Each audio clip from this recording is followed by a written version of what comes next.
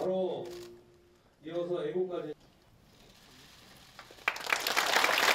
통일부 가족 여러분 반갑습니다. 통일부에서 여러분과 함께 일하게 된 것을 정말 기쁘게 생각합니다. 통일비서관 재임 시절부터 업무를 함께하며 우리 통일부 직원들이 사명감을 지니고 열심히 일해온 것을 잘 알고 있습니다. 이는 전임 6.1제 장관님의 영향이 컸다고 생각합니다. 6.1제 장관님께서는 남북관계 개선과 통일 기반 조성을 위해 열과 성을 다하셨습니다. 6.1제 장관님의 헌신에 경의를 표하며 앞으로도 분단을 극복하고 통일을 달성하기 위한 여정에 함께 해주시리라 믿습니다. 저는 한반도의 평화와 통일 문제에 대해 학자로서 고민했고 또 정책 결정 과정에 직접 참여하여 그 해결책을 찾기 위해 노력해 왔습니다. 이제는 통일부 장관으로서 이 자리에 섰습니다. 남북관계의 최일선에 섰다는 사실에 막중한 책임감을 느끼고 있습니다. 하지만 여러분이 있기에 마음이 든든합니다. 앞으로 서로에게 용기를 주며 지혜를 모아간다면 우리에게 통일의 문은 반드시 열릴 것입니다. 통일가족 여러분, 지금 세계는 소통과 융합을 중심으로 끊임없이 발전하고 있습니다. 유선과 무선, 통신과 방송, 온라인과 오프라인이 하나가 되면서 언제 어디서나 원하는 정보를 얻을 수 있게 되었고 사회에 엄청난 변화와 혁신이 창출되었습니다. 그러나 한반도는 단절과 대립으로 세계적 흐름에서 소외되어 있습니다. 더구나 한반도의 분단은 동북아와 유라시아의 원활한 소통과 융합을 가로막고 있습니다. 한반도가 세계의 흐름에 동참하여 도약하기 위해서뿐만 아니라 지구촌의 협력과 공동 번영에 기여하면서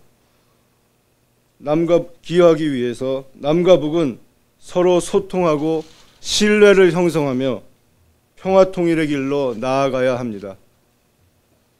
통일부 구성원 여러분, 박근혜 정부는 한반도의 지속 가능한 평화를 구축하고 탄탄한 통일의 기반을 다지기 위해 한반도 신뢰 프로세스를 일관되게 추진해 왔습니다. 지난 2년간 의미 있는 성과도 있었지만 북한과 신뢰를 쌓는데 한계가 있었던 것도 사실입니다. 분단 이후 70년에 걸쳐 굳어진 남북 간 불신의 막을 하루아침에 걷어낼 수는 없을 것입니다. 더욱이 북한은 신뢰 프로세스의 의미를 왜곡하며 거부감을 나타내고 있습니다. 하지만 우리는 북한과 신뢰를 쌓기 위한 노력을 포기해서도 안 되고 포기할 수도 없습니다. 이럴 때일수록 초심으로 돌아가 신뢰 프로세스의 의미를 되새기며 북한의 올바른 선택을 이끌어내기 위해 한 걸음 한 걸음 앞으로 나아가야 합니다. 저는 소통과 융합을 통해 한반도 신뢰 프로세스를 진화시켜 나가고자 합니다.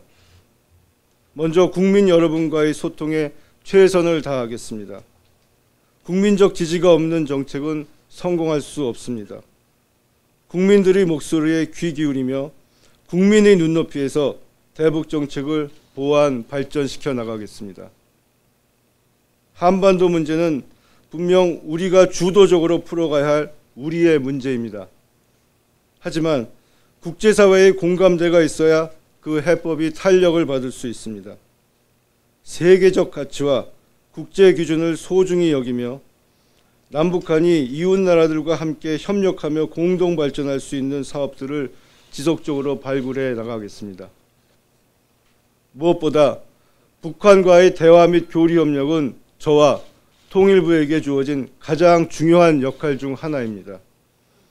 우리 정부는 이미 북한에게 어떤 형식의 대화도 가능하며 언제 어디서든지 만날 수 있다는 입장을 분명히 전달했습니다. 아울러 현 시점에서 가능한 다양한 교리협력 사업들을 북한에게 제안하였습니다. 비록 지금 북한이 대화에 주저하고 있지만 우리는 대화의 끈을 놓지 않을 것입니다.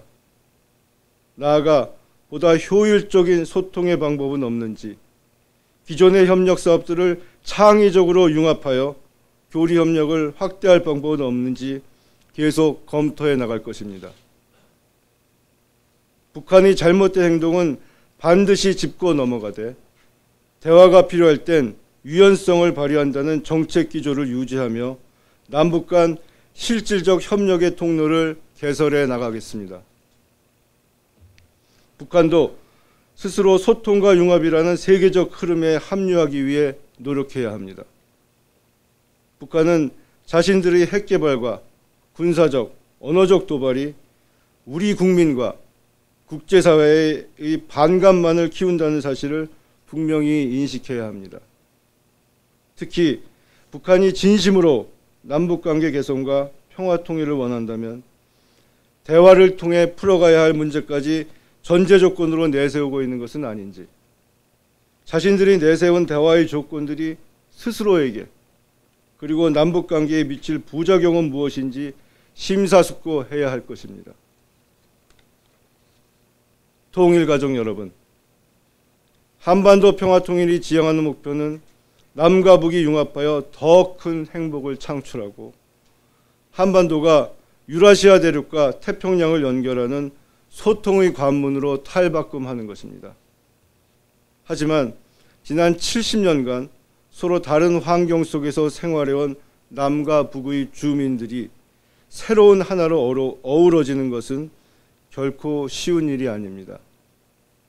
그렇기에 박근혜 정부는 작은 통일의 중요성을 강조해 왔습니다.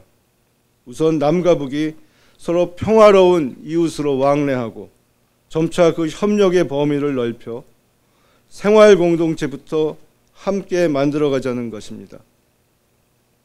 작년 출범한 통일준비위원회 역시 이러한 과정을 정부와 민간이 합심하여 차근차근 준비하기 위한 플랫폼입니다. 앞으로 통일부는 통일준비위원회와 긴밀히 협력하며 평화통일로 가는 길에 손에 잡히는 성과를 내기 위해 최선을 다하겠습니다. 또한 올해 통일부가 업무보고를 통해 밝힌 바와 같이 국민이 참여하고 북한과 함께하며 국제사회와 더불어 평화통일의 길을 닫기 위한 노력을 흔들림 없이 지속하겠습니다. 통일가족 여러분, 통일부는 박근혜 정부의 국정기조인 평화통일 기반 구축을 지탱하는 기둥입니다. 그리고 이 세상에 통일부만큼 많은 사람들이 오랜 시간 통일 문제에 대해 사명감을 갖고 일하는 조직은 없습니다. 이에 우리는 긍지와 자부심을 느껴야 합니다. 하지만 통일에 대한 국민적 기대가 큰 만큼 우리 스스로를 조금 더 책찍질합시다. 우리 모두 통일부의 일원으로 내게 주어진 역할을 충실히 했는지 하루에 10분씩만 생각해 봅시다. 늘 해오던 일이라도 당연시하지 말고 조금 더 새로운 접근 방법은 없는지 다시 한번 고민해 봅시다. 여기에 더해 최소한 하루에 10분만 통일 문제를 단순히 나에게 주어진 업무가 아닌 내 자신의 꿈을 이뤄간다는 차원에서 생각해 주시기 바랍니다. 저 스스로를 돌아볼 때 하루의 일과가 끝나고 그저 하루 종일 열심히 일했고 무사히 하루가 지나갔다고 만족하는 경우가 있었던 것 같습니다. 아마 여러분도 그런 느낌을 가졌던 경험이 있으리라 짐작합니다. 우리 함께 하루에 10분만 조용히 눈을 감고 통일 미래를 상상하며 창조적인 그림을 그려봅시다. 이렇게 통일 문제에 대해 보다 진지하게 다가가는 시간이 여러분 각자에게는 20분에 불과하지만 우리 통일부 526명이 투자한 시간이 한데 어우러진다면 그것은 통일에 어마어마한 추진력을 불어넣을 것입니다. 통일가족 여러분, 광복 70주년과 분단 70년을 맞이하는 올해 국민들께서 통일부에 부여한 시대적 사명을 기억하며 다 같이 앞으로 나갑시다. 저부터 여러분들과 긴밀히 소통하며 여러분들의 창의적인 아이디어를 적극 수용하겠습니다. 여러분의 사기를 북돋으며 통일부에 활력을 불어넣는데 앞장서겠습니다. 장인 정신이 있어야 훌륭한 예술 작품을 만들 수 있다고 합니다. 그리고 그 장인 정신의 핵심은 바로 열정입니다. 우리 모두 열정적인 통일의 장인이 되어 평화롭고 행복한 통일을 함께 만들어 갑시다. 우리는 할 수 있습니다. 그리고 해내야만 합니다. 감사합니다.